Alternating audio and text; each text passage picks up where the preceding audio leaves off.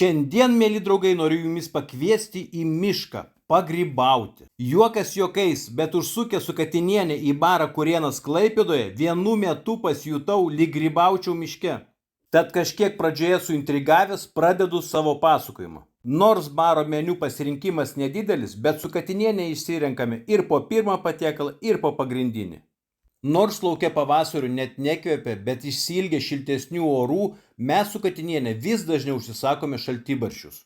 Ir šaltibarščiai buvo būtent tokie, kokius mes mėgstame, tiršti ir su daug kiaušinių.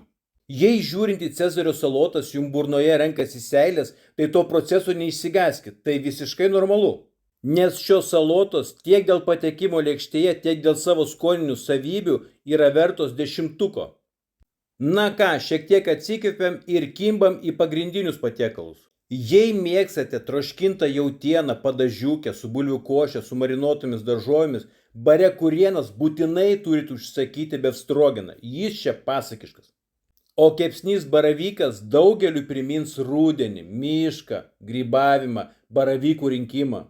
Valgydamas lietinių su varške noriu pasakyti, kad gaminkite maistą su meile, kaip gamina bare Kurėnas, ir mano gerų atsiliepimų bus daug daugiau.